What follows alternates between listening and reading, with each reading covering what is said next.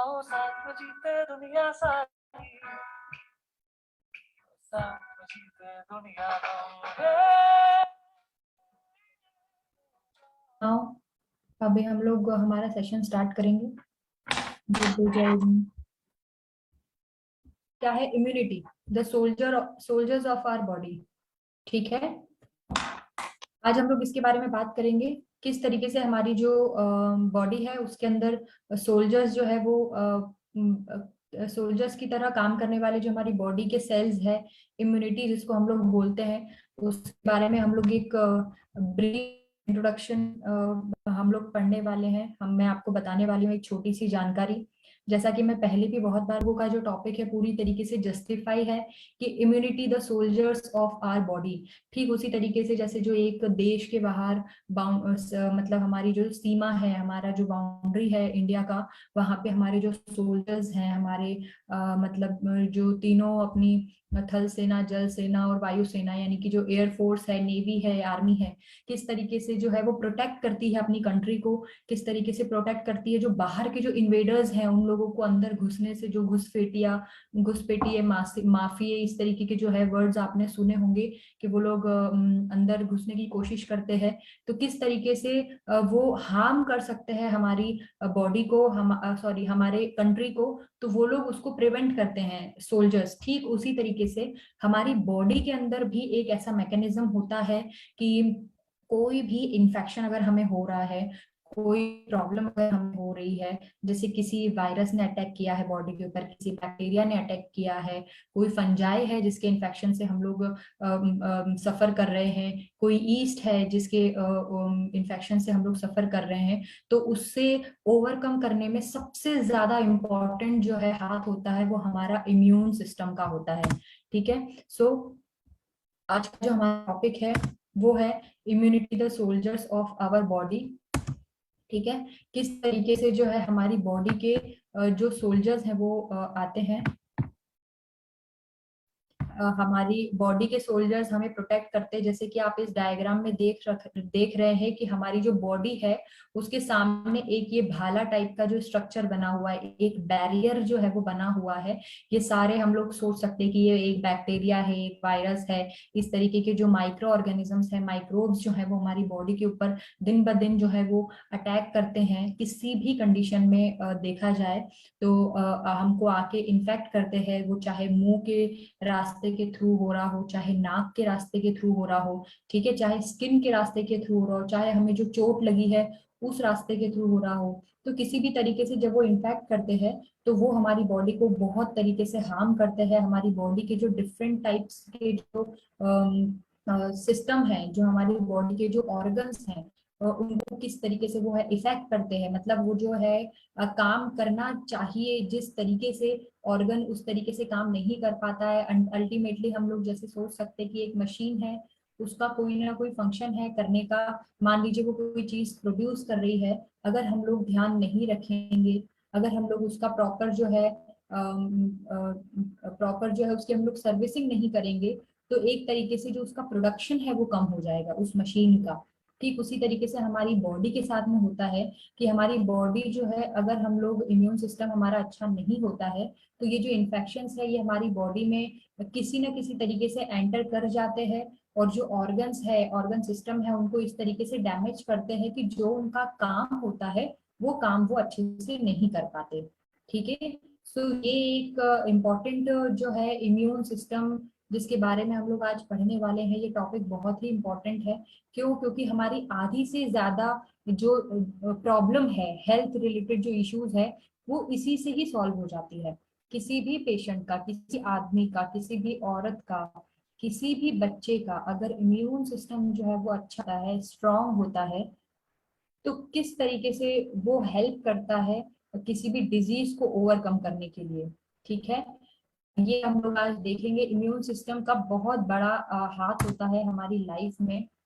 जैसा कि आप देख रहे हो इसमें, जैसे अभी पिछले वाले डायग्राम में भी आपने देखा था कि भाला जैसा एक जो स्ट्रक्चर, एक बैरियर लेकर के जो है सामने हम लोग हमारे हाथ को आगे कर रहे हैं, और जो कोई भी इन्फेक्शन है, कोई भी अपॉर्चुनिस्टिक इन्फेक्शन है, वो हम लोगों को नहीं होगा। क्यों नहीं होगा? क्योंकि अगर इम्यूनिटी जो है वो स्ट्रांग है, जैसा कि आप इसमें डायग्राम में देख रहे हैं, हमारा जो ब्लड, आपको पता होगा कि हमारा जो ब्लड है उसके अंदर रेड ब्लड सेल्स होते हैं, WBC वाइट ब्लड सेल्स होते हैं। किस तरीके से जो है वो हेल्प करती है हमारी बॉडी को अपनी जो एक प्रॉपर फंक्शन है वो करने में बहुत हेल्प करती है। और सबसे इम्पोर्टेंट जो WBC होती है वो मेन फैक्टर होती है, जिसको हम लोग बोल सकते हैं फर्स्ट लाइन ऑफ डिफेंस जो है वो कौन है? हमारा इम्यून सिस्टम है। और इम्यून सिस्टम में जो है हमारा WBC जो है वो आता है। आपने कभी भी देखा होगा, हम लोग ब्लड रिपोर्ट्स जो है वो चेक करवाते हैं, डॉक्टर्स हमारी ब्लड रिपोर्ट्स लेते हैं, जांच करवाते हैं खून की, तो उसमें लिखा हुआ आता है कि WBC बढ़ा हुआ है। WBC बढ़ा हुआ है का क्या मतलब है? मान लो कहीं पे भी कोई अटैक हुआ है, ठीक है, उस अटैक को कम करने के लिए, उसके इफेक्ट को कम करने के लिए, या वो अगर बढ़ रहा है तो उस चीज को मारने के लिए हमारी बॉडी के जो है WBC वाइट ब्लड सेल्स जो रहते हैं, उसके अंदर भी बहुत सारे टाइप के सेल्स होते हैं, वो आते हैं, उसको मारते हैं। क्योंकि सेना की ज्यादा जरूरत होती है इसलिए उसके नंबर्स जो है वो बढ़ जाते हैं। इसीलिए हम लोग बोलते हैं कि कोई भी इंफेक्शन जो है, WBC जो है उसका काउंट हमें बढ़ा हुआ मिलता है। तो आप लोग जैसे कि देख ही रहे, मैंने एक बहुत अच्छा एग्जाम्पल दिया है कि किस तरीके से हमारा इंडिया जो है, हमारा भारत है, या कोई भी कंट्री का जो है सोल्जर है, किस तरीके से हेल्प करता है हमारे जो दुश्मन है उसके अगेंस्ट जो है वो फाइट करने के लिए हेल्प करता है। उसी तरीके से जो हमारी बॉडी है उसके जो माइक्रोब्स है उससे लड़ने के लिए हमारी जो बॉडी की इम्यूनिटी है वो हमें हेल्प करती है। इम्यून सिस्टम से अगर हम देखें तो क्या समझते हैं, ये यहाँ पे बता रहे हैं कि इम्यून सिस्टम किन किन चीजों से मिलके बना है, कौन कौन से जो ऑर्गन्स हैं वो बहुत ज्यादा जो है इन्वॉल्व होते हैं हमारी बॉडी के अंदर इम्यून सिस्टम बनाने में। हम लोग देख सकते हैं कि अगर आपने कभी देखा हो तो किसी के टॉन्सिल्स बढ़ जाते हैं, ठीक है, टॉन्सिल्स बढ़ जाते हैं, सामने वाला परेशान हो जाता है, बहुत घबरा जाता है कि मेरे साथ ये क्या हो गया है, ये किस तरीके का प्रॉब्लम जो है वो हो रही है। लेकिन वो एक बहुत अच्छा साइन है, ठीक है, क्योंकि जैसा आप देख रहे हो डायग्राम के अंदर कि इम्यून सिस्टम में टॉन्सिल एडिनॉइड्स जो होता है ये हमारे जो डिफेंस जो ऑर्गन्स हैं वो है। यानी कि अगर कोई भी इंफेक्शन हुआ है तो उस इंफेक्शन को ठीक करने में वो ऑर्गन जो है वो हेल्प करेगा, और इसी वजह से वहां पे इंफ्लामेशन हो जाएगा और वहां की जो है वो बढ़ जाए, उसका जो वो है बढ़ जाता है, ठीक है। तो इसी तरीके से जो हमारी लिम्फ नोड्स होती है ना, बोन मैरो होता है, पेयर्स पैचेस हमारे इंटेस्टाइन में पाए जाते हैं। तो इसको आप एक मोटा मोटा ये समझ सकते हैं कि हमारे बॉडी के अंदर जो है हमारे डिफेंस जो है ये होते हैं डिफेंस ऑर्गन्स, हम लोग एक तरीके से बोल सकते हैं कि वो किस तरीके से हमारी बॉडी के अंदर काम करते हैं और हमें हेल्प करता है इन्फेक्शन को रोकने में। देखिए यहाँ पे साइड में, राइट हैंड साइड में एक डायग्राम बना हुआ है लेडी का, जिसके साइड में लिखा हुआ है अडेप्टिव और इनेट, है ना। तो अडेप्टिव और इनेट का मतलब ये है कि अडेप्टिव मतलब जो हमने लिया है ना, एक्वायर किया है जन्म के बाद, और इनेट मतलब जो हमको जन्म से ही ऐसी फिजियोलॉजीज और ऐसी फंक्शंस हमारी बॉडी में भगवान ने बना के हमको भेजा है कि हमको उसके लिए कुछ अलग से करने की जरूरत नहीं है। फॉर एग्जाम्पल जैसे देखिए इनेट के नीचे आंख बनी हुई है ना। तो आंख जो है वो एक तरीके से हमारी बॉडी का, टीयर्स जो है वो फिजियोलॉजिकल मैकेनिज्म है। हमको ऐसा नहीं है कि हम बोलेंगे कि हमारी आंख जो है पहले कोई जाएगा फिर हम जाके दवाई ले, मतलब हमारी आंख में कोई भी कीड़ा चला गया, हम जाएंगे पहले मेडिकल पे, फिर वहां से दवाई लेके आएंगे, उसके बाद में जो है उस कीड़े को या वो जो छोटा सा कण जो है हमारी आंख में गया है उसको हम निकालेंगे, ऐसा नहीं होता है। आंख जो है उसका खुद का अपना एक मैकेनिज्म है, जैसे ही उसको कोई भी टच करेगा तो वो उसका डिफेंस मैकेनिज्म है कि वो अपने आप जो है टीयर्स बनाना स्टार्ट कर देंगे, उसके टीयर फॉर्म होने लगेंगे, और वो अल्टीमेटली क्या करेगा कि आंसू के सहारे, आंसू की हेल्प से वो सब वॉश आउट होकर के हमारे जो हमारे कैंथस है इस साइड में आ जाएगा, बिल्कुल कॉर्नर्स पे आंखों के यहाँ पे आ जाएगा, और हमें कुछ भी करने की जरूरत नहीं है। मान लीजिए कोई भी आपसे बोलता है रास्ते में चलते हुए कि मेरी आंख के अंदर कुछ चला गया, ठीक है। तो बहुत ज्यादा जो है वो आंख को रगड़ना या प्रेस करना या उसको खोल खोल के देखने की बिल्कुल भी जरूरत नहीं है। जस्ट आप एक पानी जो है लीजिए और साफ पानी को अपनी आंख के ऊपर छीटिए। उसकी वजह से क्या होगा कि वो पानी की हेल्प से और साथ में जो टीयर्स है उसकी वजह से वो अपने आप एक कॉर्नर में आ जाएगा, और पानी डालने से वो कॉर्नर से जो है वो निकल के बाहर की साइड में आ जाएगा। मतलब आपको कुछ भी अलग से एक्स्ट्रा चीज करने की जरूरत नहीं है, अनटिल एंड अनलेस कि वो बहुत ज्यादा जो है वो एक भयावह रूप ले रहा है कि ब्लीडिंग होने लग रही है या आंख बहुत ज्यादा डैमेज हो गई है। तो उस टाइम पे आपको ऑफकोर्स जाना ही है डॉक्टर्स को दिखाने के लिए, जो स्पेशलिस्ट हैं, ऑप्थेल्मोलॉजिस्ट होते हैं उन लोगों को। लेकिन एक मोटा मोटा बता रहे हैं कि कुछ भी आंख में जाता है तो ये उसका क्या है, डिफेंस मैकेनिज्म है। ठीक उसी तरीके से जो हमारा नोज है, हमारे लंग्स है, उसके अंदर म्यूकस लाइनिंग होती है। म्यूकस लाइनिंग मतलब आप ये मान सकते हैं कि एक तरीके से ग्रीस जैसा सब्सटेंस जो उस लाइनिंग को उस ऑर्गन तक चिपकने नहीं देता है, और उसका जो है बहुत अच्छे से वर्क जो है वो हैम्पर नहीं होता है अगर वो लाइनिंग रहती है तो उस लाइनिंग की वजह से। ठीक है। तो वो क्या करेगा, मान लीजिए कोई भी इन्फेक्शन आया है, अगर इन्फेक्शन आया है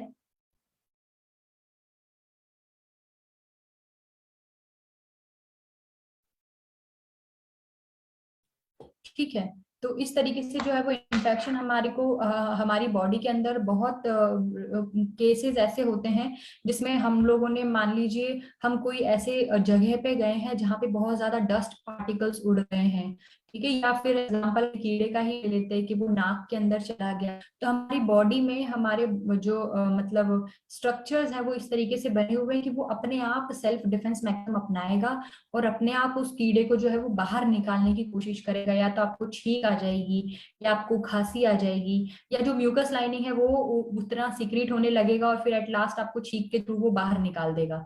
ठीक इसी तरीके से जो स्किन होती है वो हमारा सबसे इंपॉर्टेंट फिजिकल बैरियर है ना। और सबसे ज्यादा इंपॉर्टेंट क्या कि ये लार्जेस्ट ऑर्गन होता है हमारी बॉडी को, क्योंकि सबसे ज्यादा लंबा बड़ा चौड़ा फैला हुआ है।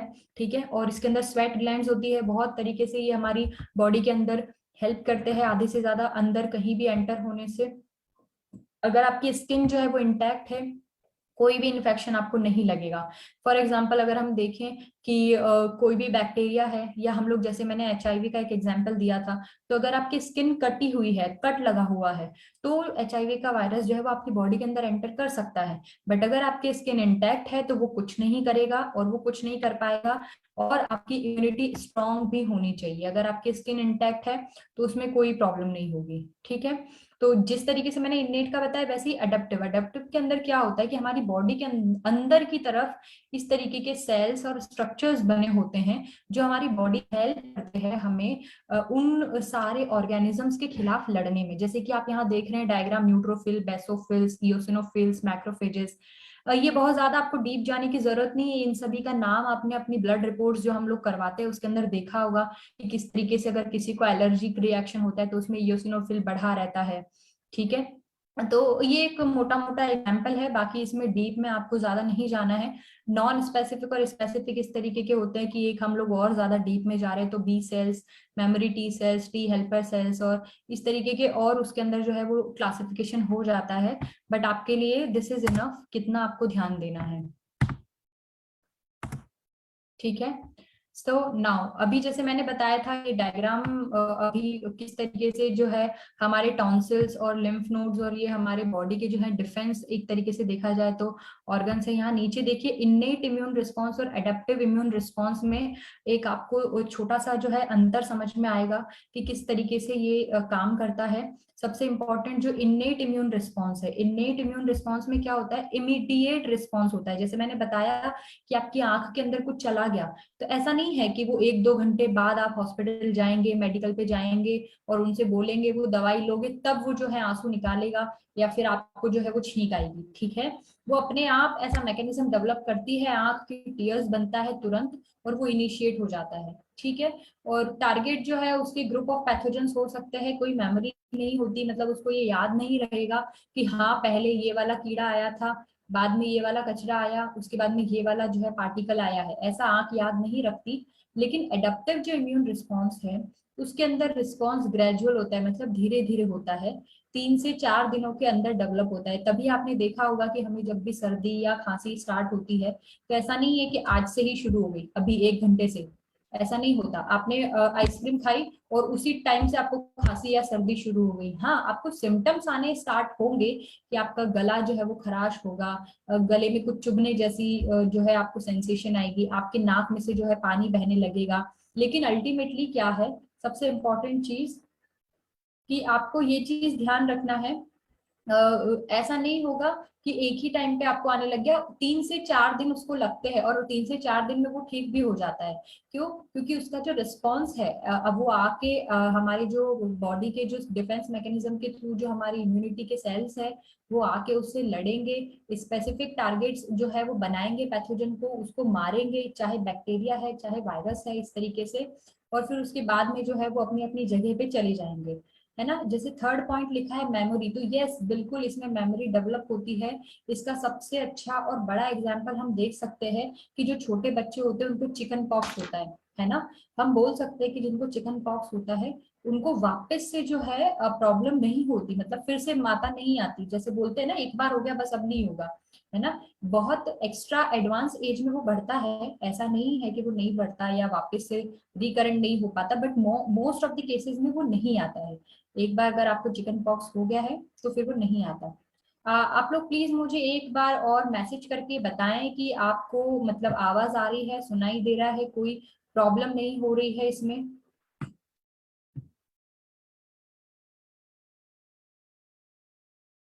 वॉइस ब्रेक हो रही है, अच्छा। सभी लोगों को ऐसा लग रहा है क्या कि वॉइस ब्रेक हो रही है या फिर एक दो को ही लग रहा है?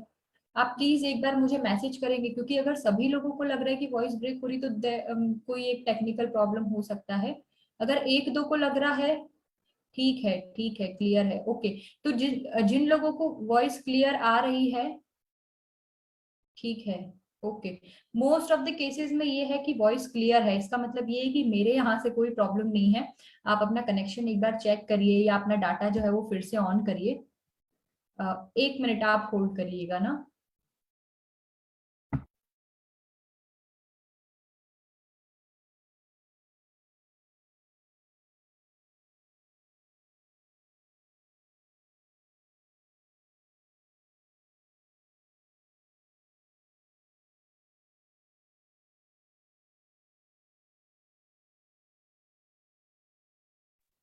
ओके, वॉइस ठीक है, ओके, मतलब मोस्ट ऑफ द केसेस में वॉइस क्लियर है। तो जिन लोगों को आवाज क्लियर नहीं आ रही है, आप लोग प्लीज अपना कनेक्शन जो है वो थोड़ा सा चेक कर लीजिए, क्योंकि कई बार क्या होता है कि हमारे कनेक्शन में भी प्रॉब्लम होती है। मेरे कनेक्शन में प्रॉब्लम होने से सभी को आवाज नहीं आएगी, है ना। लेकिन अगर किसी एक दो को आवाज नहीं आ रही है या कम लोगों को आवाज नहीं आ रही है, इसका मतलब ये है कि कनेक्शन हो सकता है कि आपकी तरफ से कुछ तो भी प्रॉब्लम आ रही है उसके अंदर। ठीक है। सो अभी हम लोग वापस अपने टॉपिक पे आते हैं कि इस तरीके से जो है एडेप्टिव और इननेट जो है, वर्ड्स पे आप मत जाइए, जैसे कि नाम से ही क्लियर है, एडेप्टिव मतलब जो हमको यहाँ पे आने के बाद मिली है, और इननेट यानी कि जो हमें बचपन से ही मिली है। देखिए, जैसे मैं अभी आपको बता रही थी कि व्हाइट ब्लड सेल्स जो है वो हमारी बॉडी के इम्यून सिस्टम के बहुत ज्यादा इंपॉर्टेंट जो है वो सोल्जर्स होते हैं। जिस तरीके से देखा जाए तो ये सेल्स ऑफ इम्यून सिस्टम होते हैं, बोन मैरो के अंदर बनते हैं, ठीक है, पूरी बॉडी के अंदर ट्रेवल करते हैं, लिम्फ वेसल्स के अंदर ट्रेवल करते हैं, ठीक है, which are in close contact with the bloodstream. यानी कि अगर आप देखेंगे तो जैसे कि मैंने आपको अभी सर्कुलेटरी सिस्टम वाला टॉपिक अब होगा आपका, हमारी बॉडी के अंदर ना पूरा हम लोग देखते हैं कि बहुत सिस्टमैटिक तरीके से जो है ऑर्गन्स जो है जमे हुए हैं, ठीक है। डाइजेस्टिव सिस्टम का एक अलग पैकेट है पूरा, जिसके अंदर डाइजेस्टिव ऑर्गन्स रखे हुए हैं। रेस्पिरेटरी सिस्टम का एक अलग पैकेट है, उसके अंदर सारे रेस्पिरेटरी सिस्टम्स के ऑर्गन्स रखे हुए हैं। इसी तरीके से सर्कुलेटरी सिस्टम जो है वो हमारी बॉडी के अंदर देखा जाए तो एक हार्ट है और उससे बहुत सारी जो है वो पाइप्स निकल रही है, वो हमारी बॉडी को ब्लड सप्लाई करती है, पूरा ग्लूकोज और जो ऑक्सीजन है उसकी सप्लाई को पूरा करती है। लेकिन हमारी बॉडी के अंदर अगर हम लोग खोल के देखते हैं तो ऐसा नहीं है कि पूरा खून खून की तरीके से मिलता है। वो हम लोग जब कट करते हैं या ऑपरेट करते हैं उस टाइम पे खून इसलिए हो जाता है क्योंकि वेसल्स कट हो जाती है, ठीक है। बट अगर हम लोग इस तरीके से उसको कट करें कि एक भी वेसल कट ना हो, और हम लेयर बाय लेयर जब हमारी बॉडी को खोलते हैं तो हम देखते हैं कि बहुत एक सिस्टमेटिक तरीके से जो है पूरी तरफ से हमारा ऑर्गन्स जो है, ऑर्गन सिस्टम जो है वो बंद करके हमारी बॉडी के अंदर रखा हुआ है। ठीक है। तो इसी तरीके से एक सिस्टम आता है लिम्फेटिक सिस्टम, है ना। लिम्फेटिक सिस्टम का ये काम रहता है, पूरी बॉडी के अंदर लिम्फ जो है वो फ्लो होता है। और जैसे कि इसमें बताया कि इसमें WBC फ्लो होगा। ठीक है। ये हमारी बॉडी का इम्यून मैकेनिज्म होता है। अगर मान लो आपको कोई भी इन्फेक्शन हो गया तो अलग अलग जगह पे लिम्फ नोड्स बने होते हैं, जैसे यहाँ पे टॉन्सिल्स हमारे गले के यहाँ पे, हमारा जो एक्सियल रीजन है यहाँ पे, हमारे ग्रोइन रीजन पे। जैसे ये देखिए आप यहाँ पे ग्रीन कलर से इस डायग्राम के अंदर देखिए, ये गर्दन के यहाँ पर है ना, ये अपने एक्सियल रीजन, एक्सिला के यहाँ पे, यानी कि जो अपनी खांक जिसको बोलते हैं यहाँ पे, ये जो अपना ग्रोइन रीजन होता है यहाँ पे, ये लिम्फ वेसल्स जो है यहाँ पे आके लिम्फ नोड्स बनाती है ना। कोई भी इन्फेक्शन होगा तो यहाँ पे जो है स्वेल हो जाएगा। आप कभी भी नोटिस करोगे कोई भी बच्चा है वो बीमार है, यहाँ यहाँ डॉक्टर उसको टच करके देखता है ना, गर्दन के यहाँ पे क्यों देखता है, क्योंकि लिम्फ वेसल्स जो है वो इन्फ्लाम हो जाता है, सूज जाता है, साथ में दर्द भी होता है, वो टच करेंगे तो उनको दर्द फील होगा। इसी तरीके से नीचे हाथ का अपने अंडर आर्म्स के यहाँ पे भी टच करके देखते हैं तो पता चलता है कि वहां पे जो लिम्फ नोड्स है वो बढ़े हुए हैं। तो इसी तरीके से जो है लिम्फ जो है लिम्फ वेसल्स के अंदर जो है WBC जो है वो ट्रेवल करते हैं हमारी बॉडी के अंदर। ये एक छोटा सा एग्जांपल बताया है। और WBC की भी जो है वो टाइप्स है, देखिए यहाँ पे डायग्राम बना हुआ है, न्यूट्रोफिल्स और मोनोसाइट्स और इयोसिनोफिल्स और बेसोफिल्स और ये सब चीजें है ना। तो इस तरीके से जैसे मैंने अभी बताया था कि एलर्जी है तो उसमें इयोसिनोफिल्स बढ़ जाएंगे। ठीक है। इसी तरीके से वायरल इन्फेक्शन है तो उसके अंदर लिम्फोसाइट्स के जो है काउंट बढ़े हुए हमको मिलेंगे। तो इस तरीके से आपको एक जनरल सा एक आइडिया मिल जाता है कि किस तरीके से हमारी बॉडी के अंदर जो है हमारा जो सिस्टम है वो काम करता है। ठीक है।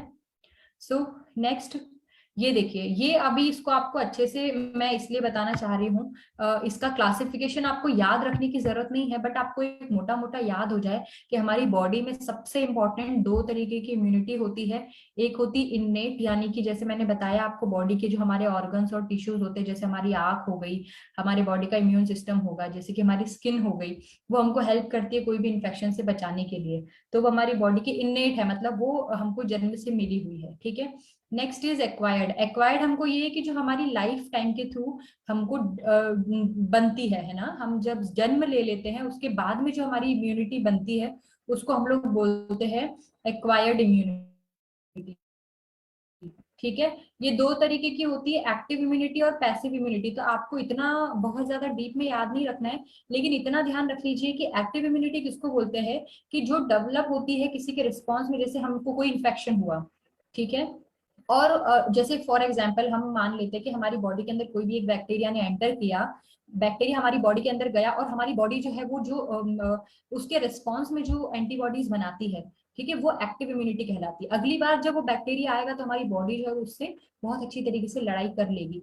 इसी के बेसिस पे जो हमारी वैक्सीन होती है वो प्रिपेयर की जाती है। ठीक है। वैक्सीन के अंदर जो डिजीज कॉजिंग ऑर्गेनिज्म है उसको हम लोग नहीं डालते हैं। कोई कोई डेड वैक्सीन होती है, कोई लाइव एटीन्यूएटेड होती है, तो उनका फिर अलग से पूरा बड़ा क्लासिफिकेशन है। पर आप ये समझ सकते हैं कि वैक्सीनेशन में क्या होता है कि आपको उसका छोटा सा डोज जो है वो इंसर्ट करेंगे आपकी बॉडी के अंदर। आपको सारे उस डिजीज के होने वाले सिम्टम्स आएंगे लेकिन वो डिजीज आपको नहीं होगी। इस तरीके का मैकेनिज्म जो होता है वो हमारी वैक्सीनेशन वाली प्रोसेस में होता है। तो क्योंकि हम लोग चाह करके उसको एक्टिवली जो है डेवलप कर रहे हैं, इसलिए उसको एक्टिव इम्यूनिटी बोलते हैं। दूसरे साइड में पैसिव इम्यूनिटी क्या होता है, जो अपने आप जो है हमारी बॉडी के अंदर हमको रिसीव होती है, जो डायरेक्टली हमको मिलती है। फॉर एग्जाम्पल अगर हम देखें कि जैसे हमने डायरेक्ट कोई भी मेडिसिन ले ली तो हमने डायरेक्ट हम क्या खा रहे हैं, हम लोग एंटीबायोटिक्स खा रहे हैं। ठीक है।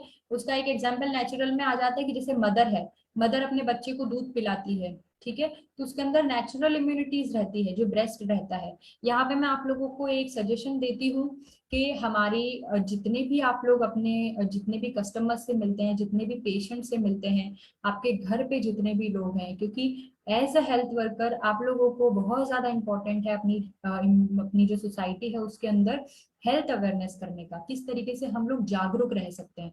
तो क्योंकि यहाँ पे मदर के मिल्क की बात आई, यानी कि जो ब्रेस्ट मिल्क होता है वो बहुत ज्यादा इंपॉर्टेंट डेवलपमेंट होता है, और बच्चे को हमको एक्सक्लूसिवली 6 मंथ्स तक हमको ब्रेस्ट फीडिंग करवाना चाहिए, है ना। एक्सक्लूसिव ब्रेस्ट फीडिंग का मतलब क्या है कि बच्चे को सिर्फ और सिर्फ माँ का दूध ही दें। ऐसा नहीं होता कि बच्चे को गर्मी लग रही है, उसका गला सूख गया होगा तो हम उसको थोड़ा सा पानी पिला दे चम्मच से।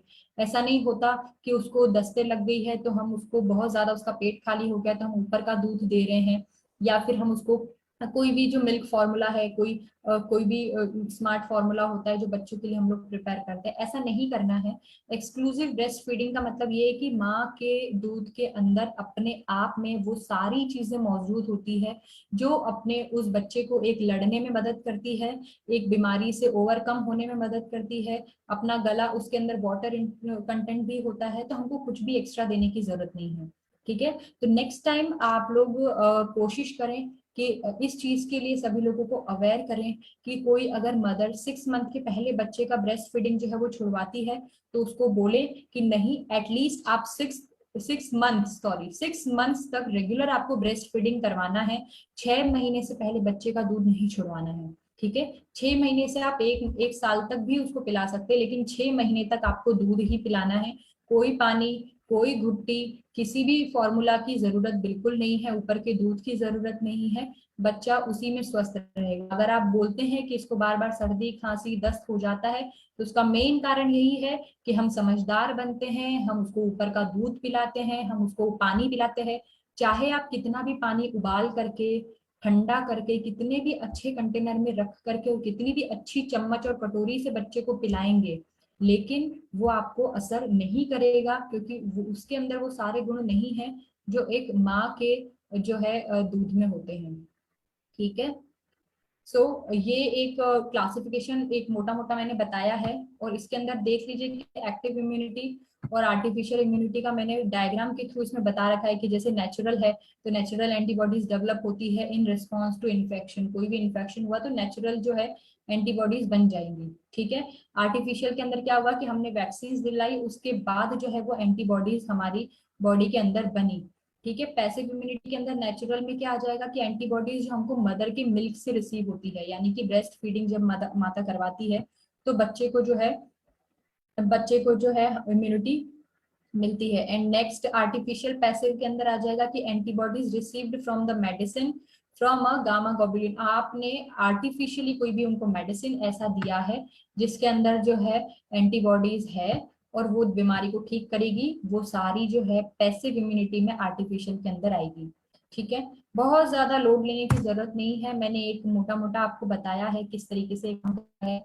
ये एक कार्टूनिश जो है स्ट्रक्चर उसके थ्रू बताया जा रहा है कि हमारा एक एक जो होता है फिजिकल बैरियर्स हम लोग बोल सकते हैं, वो होता है कि स्किन होता है, टीयर्स होता है, ईयर वैक्स। यस, हमारे कान के अंदर हमको बिल्कुल भी ईयर वैक्स को बार बार साफ करने की जरूरत नहीं है ईयरबड से। वो ऑटोमेटिक जो अपना नेचुरल मैकेनिज्म होता है कि वो अपने आप ईयर वैक्स जो है बनता जाता है। हमारा जो ईयर ड्रम है वहां से धीरे धीरे जो उसकी लेयर है वो फिनिश होके कान के बाहर आती है। उसको हम लोग को ईयरबड से हम लोग जब डालते हैं और साफ करते हैं तो वो हम लोग और अपना ईयर ड्रम के पास में करके जाते हैं, जबकि हमको ऐसा नहीं करना चाहिए। जो कोई करता है तो उसको मना करना है कि आप अलग से। और जो कोई लोग चाबी उसके अंदर डालते हैं ना, माली जो है वो डालते हैं, सेफ्टी पिंस जो है वो डालते हैं, ऐसा बिल्कुल ना करें, क्योंकि आपकी बॉडी बहुत ज्यादा जो है डेलिकेट है। आपका जो है बहुत ज्यादा डेलिकेट होता है। ईयर ड्रम जो पर्दा होता है हमारा कान का, वो बहुत ज्यादा इंपॉर्टेंट होता है। थोड़ा सा भी कुछ एक्स्ट्रा अगर उसमें डैमेज हो जाएगा तो वो फट सकता है, वहां पे आपको इन्फेक्शन हो सकता है और फिर वो उसके बाद में वापस वैसा रिकवर नहीं हो पाता। ठीक है, आई होप मैंने लास्ट टाइम जो आप लोगों को बोला था कि आप लोग डायरी और पेन लेके बैठे, तो मोस्ट ऑफ द केसेस में सब लोग बैठे होंगे। ऐसा नहीं है कि आपने इस चीज को इग्नोर किया, क्योंकि लेक्चर के टाइम पे बहुत सारी चीजें ऐसी है कि आपको काम नहीं आएगी, लेकिन बहुत सारी चीजें ऐसी है जो आपको कहीं भी इस तरीके से काम आ सकती है कि कोई आपको पूछ रहा है और आप उनको हेल्प करें। ठीक है, तो बहुत सारे मुस्कुराते हुए चेहरे भी मुझे दिख रहे हैं, मतलब आपको समझ में आ रहा है मैं क्या बता रही हूँ।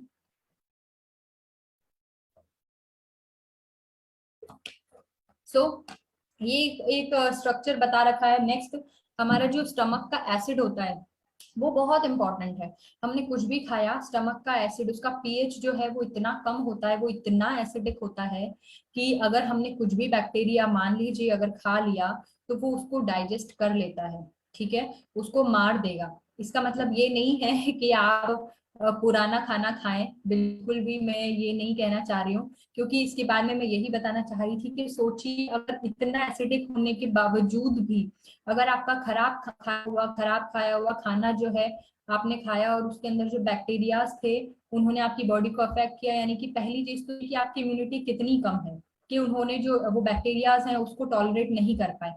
एंड दूसरी चीज ये कि देखिए कि वो जो खराब खाना था उसके अंदर कितने थ्रेशोल्ड से कितने जो है बहुत ज्यादा नेगेटिव इम्पैक्ट करने वाले बैक्टीरियाज और ऑर्गेनिजम्स होंगे कि उन्होंने इतना स्ट्रॉन्ग जो बैरियर है, यानी कि जो एसिडिक मीडियम होता है हमारे स्टमक का, उसको भी क्रॉस कर लिया। मीन्स आप ये सोचो कि अगर आपकी इम्यूनिटी अच्छी होती तो वो आपको कितना डैमेज कर सकते थे, एक के बाद एक के बाद एक करने के बाद।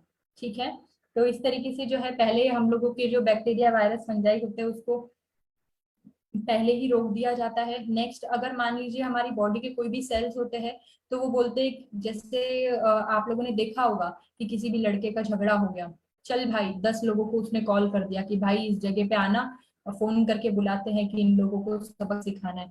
ठीक इसी तरीके से जो हमारा मैकेनिज्म होता है हमारे सेल्स के साथ भी होता है। उसको लगता है कि अब किसी और को बुलाना पड़ेगा बैकअप के लिए, तो फिर सेल्स जो है वो सिग्नल देते हैं हमारे इम्यून सिस्टम को कि हेल्प भेजो यहाँ पे, अब इसकी जरूरत है। और बहुत सारे सेल्स होते हैं वो लोग खुद ही जो हमारे इन्वेडर्स हैं, जो हमारे नुकसान पहुंचाने वाले ऑर्गेनिजम्स हैं, उन लोगों को लेकर के और जो है खत्म कर देते हैं या फिनिश कर देते हैं या उनकी जो प्रोसेस है उसको रोक देते हैं। ठीक है, ठीक इस तरीके से ये देखिए यहाँ पे एक टीम है, इस तरीके से अलग अलग जो है इसमें बना हुआ है। ये एडेप्टिव इम्यूनिटी का एग्जाम्पल है कि जो सेल्स है ना, मतलब जिनको हम लोग क्या बोलते हैं, फाइट द इन्फेक्शन, है ना, जो लड़ाई करने के लिए हमारे जो इन्फेक्शन है उनसे लड़ने के लिए काम करते हैं।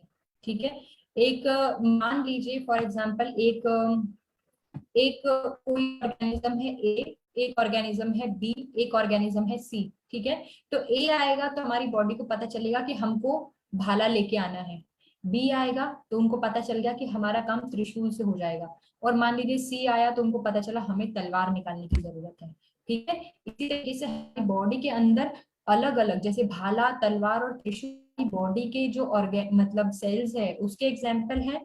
ठीक है, और मान लो कुछ भी ए बी सी अगर आया है, यानी कि ये अलग अलग तरीके के ऑर्गेनिज्म है, मतलब हमारी बॉडी जानती है कि कौन सा ऑर्गेनिज्म आएगा तो हमको किससे लड़ाई करनी है, हमको किस चीज से लड़ाई करनी है। और मान लीजिए बहुत ही ज्यादा खतरनाक आया तो फिर बॉडी हमारी छोड़ेगी ब्रह्मास्त्र जो सबका सफाया कर देगी। फिर भी अगर वो नहीं कर पाती फिर हम लोगों को डिजीज हो जाती है। ठीक है, तो इस तरीके से हमारी बॉडी के अंदर बहुत ज्यादा जो है मैकेनिज्म होता है। आप सोचिए कि तरीके से हमारी बॉडी प्रोटेक्टेड है इन सभी सेल्स के, हम लोग बिल्कुल ही जो है ध्यान नहीं देते हैं इसको, बिल्कुल भी हम लोग इस चीज से अवेयर नहीं है कि हमारी बॉडी के अंदर किस तरीके से जो है इम्यूनिटी काम करती है। ठीक है, सी ये जिस तरीके से मैंने बताया कि हमारी बॉडी कैसे काम करती है, यहाँ दो डायग्राम बने हुए हैं। ठीक है, मेरे लेफ्ट हैंड साइड पे जो हमारा नॉर्मल इम्यून सिस्टम है वो क्या काम करता है, कोई भी एक इन्वेडर, कोई भी एक ऑर्गेनिज्म, कोई भी एक बैक्टीरिया, चाहे कोई भी एक वायरस है जो हमारी बॉडी के अंदर एंटर करेगा, तो हमारी जो इम्यून सेल्स है यानी हमारी बॉडी के जो सोल्जर्स है वो क्या करेंगे, एंटीबॉडीज बनाएंगे और फिर उसको मार देंगे। ठीक है, तो ये एक नॉर्मल मैकेनिज्म होता है हमारी बॉडी की इम्यूनिटी का। जबकि जो ऑटो इम्यून डिजीजेज आपने देखी होगी उसके अंदर क्या होता है कि जो हमारा इम्यून सिस्टम है वो क्या करता है, एंटीबॉडीज तो बनाता है। मान लो कोई भी X Y Z bacteria virus कुछ भी हमारी बॉडी के अंदर आया, ठीक है, वो ऐसा रूप ले लेगा कि हमारी बॉडी का ही सेल हो।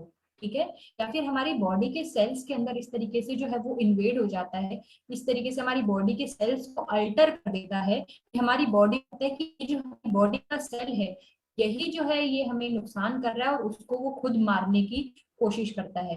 इसका ठीक एग्जाम्पल हम ऐसे बोल सकते हैं, और हमारे परिवार में हमारे साथ रह रहा है और वो बारी बारी से हम लोगों को मारने की कोशिश कर रहा है। ठीक है, तो वो हम लोगों को जो है किस तरीके से अफेक्ट करता है, तो ऑटो इम्यून डिजीजेस जो है वो वही उसी तरीके से हमारी बॉडी के अंदर अफेक्ट करती है। जैसे मैंने एग्जाम्पल बताया ना, उन सभी के नाम है, जैसे ब्रेन के अंदर मल्टीपल स्क्लेरोसिस हो गया, ऑटिज्म हो गया, है ना, गुलियन बेल सिंड्रोम हो गया, उसके अंदर रूमेटॉइड अर्थराइटिस के अंदर यही होता है, स्किन के अंदर देखा जाए तो सोरियासिस जो है वो यही होता है। ठीक है, ये सारी एग्जाम्पल है। और सबसे इम्पोर्टेंट आपको ये याद रखने की जरूरत नहीं, आप याद रखिए ऑटो इम्यून डिजीज डिसऑर्डर्स के ट्रिगर्स क्या क्या होते हैं, आपको उनको बोलना है। आप स्ट्रेस मत लो, ठीक है, आपके हॉर्मोन्स जो है वो बैलेंस होना चाहिए, आप एक्सरसाइज करो, ठीक है, आपको फूड जो है फूड एंटीजेंस, यानी कि अगर आपको ये प्रॉब्लम हो गई तो आपको छोटी छोटी चीजों से एलर्जी हो सकती है। आपने सुना होगा कोई बोलता है कि मुझे जो है पेटो से एलर्जी है, मुझे मिल्क से एलर्जी है, तो वो क्यों होती है, इसी वजह से होती है। ठीक है, कोई भी पेस्टिसाइड या पॉइजन, तो ये सारी चीजें हमारी बॉडी से जब भी कांटेक्ट करेगी, मान लो हमको स्ट्रेस हुआ, तो ये बॉडी हमारे खिलाफ रिस्पॉन्ड करेगी, हमको खुद को मारेगी, हमको परेशानी होगी, और हमारी बॉडी जो है वो हमको खुद को अफेक्ट करेगी। ये एक डायग्राम के थ्रू आपको समझाने की कोशिश की गई है। देखिए सबसे ऊपर वाला जो डायग्राम है उसके अंदर ये बताया गया है कि immune protective response, immune protective response का मतलब क्या है कि एक एक कोई भी इंसान है, मान लीजिए फॉर एग्जांपल हम लेते हैं कोई भी एक सैनिक है, ठीक है, उसका इम्यून रिस्पॉन्स कितना है कि सामने से देखो ब्लैक कलर के जो होल्स है, ब्लैक कलर के बॉल जैसा आ रहा है, कांटेदार बॉल है ना, ये क्या है, बैक्टीरिया है, फंजाई है, वायरसेस है, कोई भी टॉक्सिन है वो हमारी तरफ आ रहा है, और वो क्या करेगा, एक बैरियर की तरह देखो ये तीर बना करके निशान लगा रहा है। तो हमारा इम्यून प्रोटेक्टिव रिस्पॉन्स ऐसा होता है कि कोई भी जो बैक्टीरिया और फंजाई जो है वो आ रही है हमारी बॉडी के अंदर, तो वो उसको प्रोटेक्ट करेगा, उसको मारेगा और हमको सेफ रखेगा। जबकि ऑटो इम्यून डिसऑर्डर में क्या होता है, मान लीजिए कोई भी एक बैक्टीरिया और वायरस आता है, तो देखो इसके हमारी बॉडी के पीछे की तरफ एक इम्यून सिस्टम बना हुआ है ना, जो हमारी बॉडी को ही अटैक कर रहा है। यानी कि वो कहने का मतलब ये है कि हमारे घर में जो मतलब हमारे परिवार वाला है वो ही हमको धोखा देके और हमारे हाथ पैर तोड़ रहा है ना, आप ऐसे समझ सकते हो। ऑटो इम्यून डिजीजेस में ये होता है कि हमारा जो इम्यून रिस्पॉन्स है वो हमारे ही खिलाफ करने लगता है। ठीक है, तो ये एक इम्यूनिटी का है। नाउ साइंस एंड क्या है, अगर साइंस आप देखोगे कि एक जो हमारी इम्यून सिस्टम जो है वो वीक हो गई है, तो आपको कैसे पता चलेगा, ये सब तो इतना तो हमने पढ़ लिया, इतना हमने देख लिया कि हाँ ये इम्यूनिटी ये सब, लेकिन पता कैसे चलेगा, ये हो गए इसके खास कारण कि आपको बहुत जल्दी जल्दी फ्लू हो जाएगा, बहुत जल्दी जल्दी बुखार आएगा, बहुत जल्दी जल्दी आपको सर्दी खांसी होगी। आपने सुना होगा बहुत सारे लोग बोलते हैं कि मुझे तो साल में एक बार सिर्फ होती है सर्दी, है ना, या आपने सुना होगा कि मुझे तो बहुत साल पहले हुई थी और अब हुई है वापस। ठीक है, उसका एक रीजन ये हो सकता है कि उसका इम्यून सिस्टम बहुत अच्छा है, इसलिए सर्दी खांसी इतना जल्दी नहीं हो रही है। ठीक है, लेकिन एक बंदा है जिसके इम्यून सिस्टम जो है वो वीक है, इम्यूनिटी वीक है, उसका इम्यून बॉडी का अच्छे से रिस्पॉन्ड नहीं कर रहा, यानी कि क्या होगा, उसको हर मंथ में उसको हो सकता है सर्दी खांसी हो, हर मंथ में उसको थकान बहुत जल्दी आ जाएगी, है ना, बहुत ज्यादा बॉडी को लगेगा कि अरे यार मैं तो बहुत परेशान हो गया। अस्थमा या फिर सीजनल एलर्जी उसको होगी, जैसे कि होता है नाक से पानी बहेगा, गले में जो है खराश हो जाएगी, है ना, एक्सरसाइज वो अच्छे से नहीं कर रहा है तो बहुत ज्यादा थका हुआ रहेगा, पता चला 2 दिन एक्सरसाइज किया 10-12 दिन वो रेस्ट कर रहा है। ठीक है, ब्लड शुगर जो है वो इम्प्रॉपर रहेंगे, इसीलिए बोलते हैं कि डायबिटीज वाले को, हाइपरटेंशन वाले को एक्सरसाइज करना चाहिए। सी मुझे बहुत जो है बुरा लगता है ये चीज सोच के कि आज भी हमारे लाइफ में हमारे जो इन्वायरमेंट है, हमारा जो सोसाइटी है उसमें एक्सरसाइज को कितना लास्ट में जो है प्रायोरिटी दी जाती है। हम लोग सब काम कर लेंगे और फिर आधा घंटा सो जाएंगे लेकिन एक्सरसाइज नहीं करेंगे। हमारी लाइफ में एक्सरसाइज इस तरीके से होना चाहिए कि हमने सुबह उठ के ब्रश किया, हमने फ्रेश हुआ, नहाया, ब्रेकफास्ट किया, इसके बीच में हम एक्सरसाइज किए। अगर हम ऐसा करते हैं तो हम हमारी लाइफस्टाइल को बहुत अच्छी तरीके से जो है इम्प्रूव कर सकते हैं। ठीक है, तो देखिए आप देख रहे हैं कि किस तरीके से जो इम्यून सिस्टम, लो इम्यून सिस्टम या वीक इम्यून सिस्टम है, उसके अंदर इंसान को हर बार जो है कॉन्स्टिपेशन होगा, उसको सुबह उठने में प्रॉब्लम होगी, बहुत ज्यादा जो है उसको थकान लगेगी, कोई भी खाना खाएगा उसको एलर्जी हो जाएगा, कोई भी मेटल एलर्जी हो जाएगी उसको। ठीक है, नींद उसको अच्छे से नहीं आएगी, या तो वो बहुत थोड़ी थोड़ी देर में उठा है या फिर वो बिल्कुल ही नहीं सो पा रहा है। ठीक है, या फिर उसको बहुत सारा जो है क्रोनिक जो स्किन प्रॉब्लम्स है, स्किन कंडीशंस, जैसे बहुत ज्यादा जो उसको एक्ने हो रहे हैं स्किन पे, है ना, पैचेस हो रहे हैं, इस तरीके की बहुत सारी जो है प्रॉब्लम्स उसको फेस करने को मिलेगी इम्यून सिस्टम पे। कुछ कुछ चीजें छूट गई थी कि स्टमक इश्यूज होगा, या तो उसको ब्लोटिंग होगी, या फिर उसको कॉन्स्टिपेशन होगा, या फिर उसको डायरिया हो जाएगा। ठीक है, या फिर उसको कोल्ड कफ होगा, ठीक है, या फिर उसको बहुत ज्यादा थकावट होगी, या उसको कोई भी अगर मान लीजिए देखा जाए तो कोई भी घाव वगैरह लगा है तो बहुत जो है वो धीरे धीरे उसको ठीक होगा। फ्रिक्वेंट इन्फेक्शन, उसको बहुत जल्दी जल्दी जो है वो इन्फेक्शन होंगे। लेकिन अगर आपको इम्प्रूव करना है, ये देखिए थोड़े टाइम पे वो जो बीमार हो रहा है ना, रिकवरी जो है वो एक्सटेंड हो जाएगी। मान लीजिए कोई एक प्रॉब्लम है जिसमें आप जल्दी रिकवर कर सकते थे, लेकिन आप रिकवर नहीं कर पाओगे, लेट रिकवर करोगे, ठीक है। इस तरीके के बहुत सारे, एक नहीं बहुत सारे इश्यूज हैं जिसके अंदर जो है हमारी इम्यूनिटी बहुत ज्यादा जो है वो इम्पोर्टेंट रोल प्ले करती है। ये देखिए किस तरीके से यहाँ पे आप देख रहे हो लेफ्ट हैंड साइड में ऑरेंज कलर से जहाँ लिखा है वीकेंड इम्यून रिस्पॉन्स, यानी कि इम्यून सिस्टम रिस्पॉन्ड जो है उसका कितना कम हो जाएगा, किस तरीके से वो बिल्कुल थकी हारी एकदम परेशान से रहेंगे, वो बहुत सारे इन्फेक्शन से घिरे हुए रहेंगे। लेकिन एक स्ट्रॉन्ग इम्यून सिस्टम वाला देखो, उसके पास कोई भी एक बैक्टीरिया, ना वायरस, ना फंजाई, ना कुछ भी भटक नहीं पा रहा है, बिल्कुल एकदम स्ट्रॉन्ग तरीके से वो जा रहा है ना। बीइंग अ डॉक्टर, हम लोगों के जो टीचर्स थे ना, उन्होंने हमें यही बताया था, कभी भी हॉस्पिटल आओ खाली पेट मत आओ, हमेशा ब्रेकफास्ट करके आओ।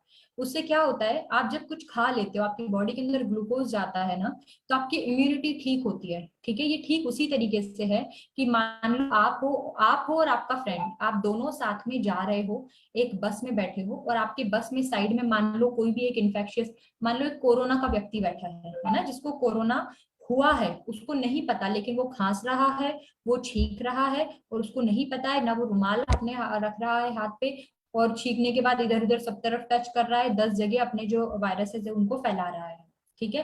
आप ब्रेकफास्ट करके गए, आप हेल्दी डाइट लेते हो, आप एक्सरसाइज करते हो, तो वो जो इन्फेक्शन है वो आपको नहीं होगा।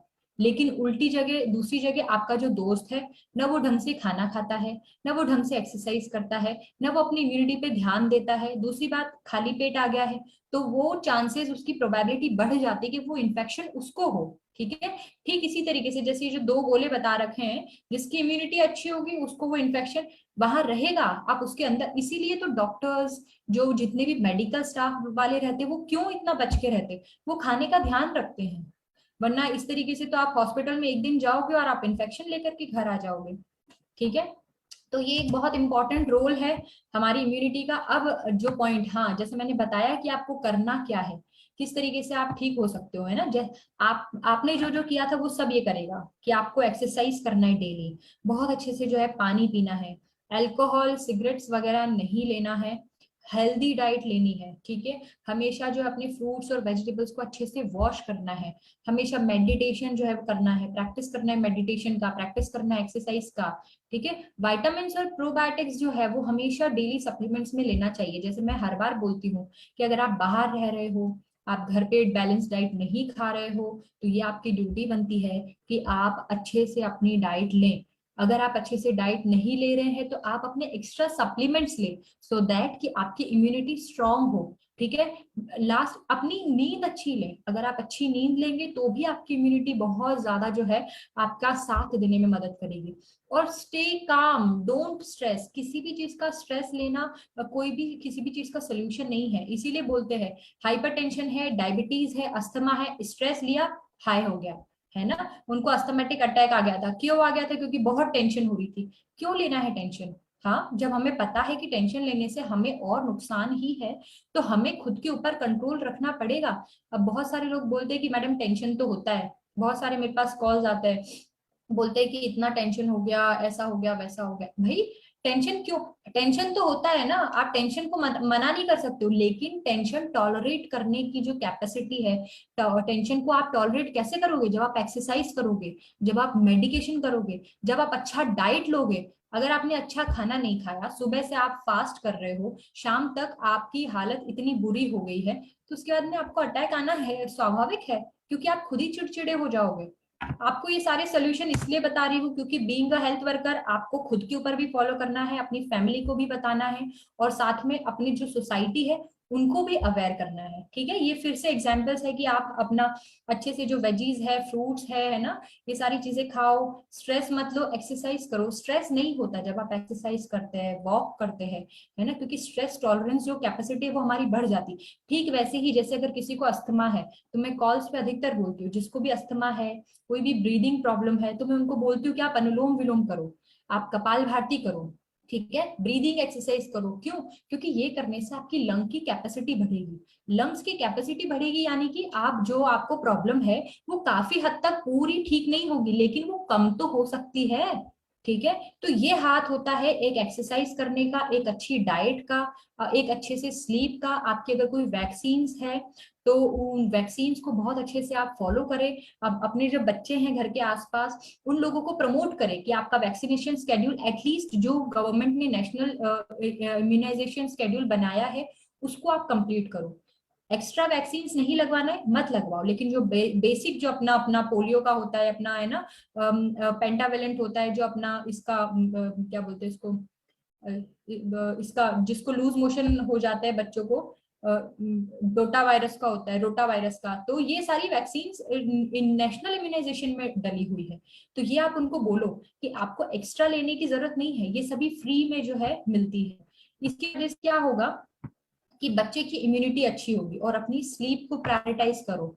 एंड स्मोकिंग और अल्कोहल तो आपको पता ही है कि कितना नुकसान करता है। So now let's come to our products, जो बहुत बहुत ज्यादा इंपॉर्टेंट रोल प्ले करते हैं। जैसे कि मैंने बताया, आप खाना नहीं खा पा रहे हो तो ये सबसे इंपॉर्टेंट चीज है, आप इसको लो, ठीक है। बहुत ज्यादा इंपॉर्टेंट चीज है, अपने नेशनल अपने जो इंपॉर्टेंट सप्लीमेंट्स है उनको लीजिए, ताकि आपकी इम्यूनिटी एटलीस्ट बनी बनी रहे, ठीक है। आप इनको बोलिए, जो लोग एयर पॉल्यूशन में रहते हैं, जिन लोगों को वेदर चेंज होते से एलर्जीज हो जाती है, क्रोनिक इन्फेक्शन होते हैं, तो बहुत अच्छी तरीके से जो है हमारा अस्थप्राश जो है वो काम करता है। अगेन मैं आपको बताती हूँ, मेडिसिन देने के तरीके होते हैं। आपको ऐसा नहीं करना है कि आप किसी मेडिसिन को कब दे रहे हो, किसी मेडिसिन को अपनी मर्जी से कब दे रहे हो, ये अवलेह कल्पना है। बहुत ज्यादा डोज में देने से पेशेंट की अग्नि मंद हो सकती है।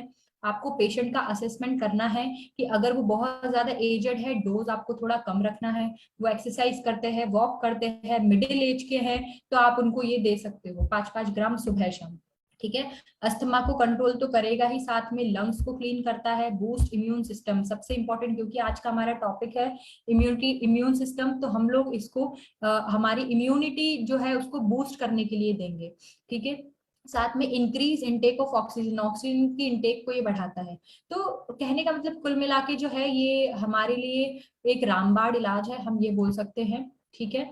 नेक्स्ट, इसके अंदर सबसे इंपॉर्टेंट अपना आयुष्वाद। आयुष्वाद टैबलेट जो है बहुत ज्यादा इंपॉर्टेंट है, क्योंकि ये एंटी इंफ्लामेटरी प्रॉपर्टीज की होती है, इसमें एंटीऑक्सीडेंट प्रॉपर्टीज होती है, जो इम्यून सिस्टम को बहुत ज्यादा बेनिफिशियल है। जो फ्री रेडिकल्स होते हैं ना, इसको हम लोग वैसे मान सकते हैं कि एक कोई पागल कुत्ता है, उसको हमने खुला छोड़ दिया है, तो वो जाके किसी को भी काटेगा और हमको भी रेबीज करेगा और सामने वाले को भी रेबीज करेगा, ठीक है। तो उसी तरीके से हमारा फ्री रेडिकल को आप समझ सकते हो बॉडी के अंदर कि वो जो है हमारी बॉडी के अंदर कहीं भी जाके जो डिजीज है उसको बनाने में मदद करता है और हमारी बॉडी को कमजोर करता है, ठीक है। तो ये क्या करेगा, बॉडी को एनर्जी भी प्रोवाइड करेगा, इम्यूनिटी भी बूस्ट करेगा, स्टेमिना को भी बूस्ट करेगा, हमारी बॉडी की जो एबिलिटी है स्ट्रेस से लड़ने की उसको भी इम्प्रूव करेगा, ठीक है।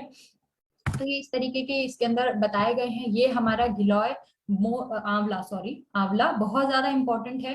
आंवला क्यों इंपॉर्टेंट है? क्योंकि हम खुद जानते हैं, आप लोगों ने देखा होगा मोस्ट ऑफ दी जितनी भी कॉल्स आते हैं उसमें मैं आंवला बोलती हूँ लेने के लिए। अगर आप लोग खुद आंवला लेके खाने लगेंगे तो आपको खुद को पता चलेगा कि कितना बेनिफिशियल जो है वो आंवला है। हमारे जितने भी एक्सट्रैक्ट्स है वो बहुत ज्यादा इंपॉर्टेंट है।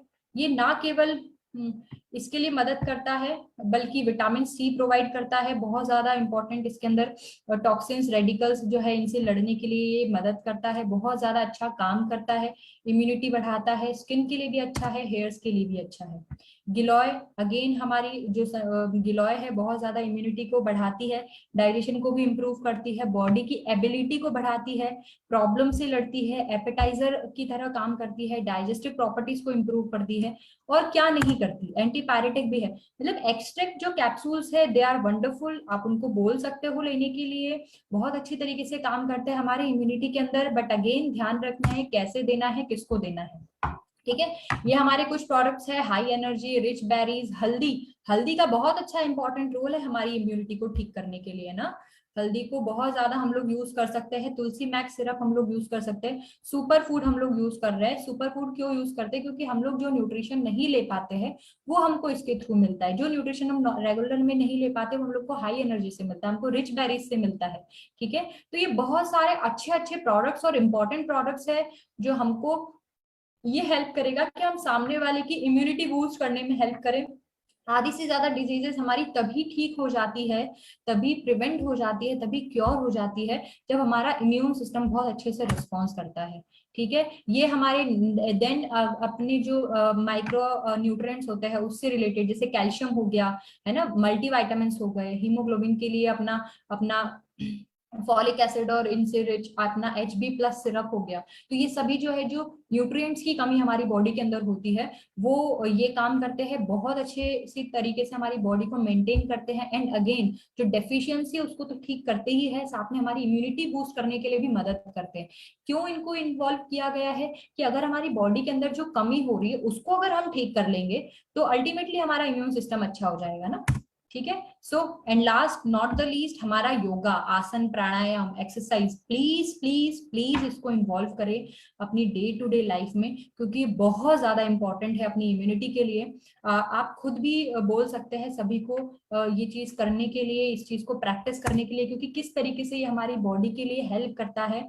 एंड जैसे कि मैं पहले भी बता चुकी हूँ कि जो सेल्स है वो कितने ज्यादा इंपॉर्टेंट है और कितने ज्यादा जरूरी है हेल्दी हमारे माइंड के लिए। ठीक है, हमारा माइंड अच्छा होगा तो नेगेटिविटी दूर रहेगी, माइंड अच्छा होगा तो इम्यून सिस्टम अच्छा रहेगा, और हमारा माइंड जो है वो वही काम करेगा जो माइंड काम करना चाहता है। ठीक है, और हम लोग अच्छा सोच सकते हैं, क्योंकि सबसे इंपॉर्टेंट चीज प्रोडक्टिविटी जो है वो इसी में है कि हम लोग बहुत अच्छी तरीके से जो है सोचें, बहुत अच्छी तरीके से अपना काम करें और बहुत अच्छी तरीके से हेल्दी रहें। सबसे इंपॉर्टेंट चीज क्या होता है, हम लोग बहुत बार ये भूल जाते हैं कि हमें क्या चीजें खानी चाहिए, क्या चीजें नहीं खानी चाहिए, क्या चीजें करनी चाहिए। ठीक है, सो ये एक बहुत इंपॉर्टेंट फैक्टर हमारे लाइफ का है, इम्यूनिटी, जिसको आज हम लोगों ने कंप्लीट किया है।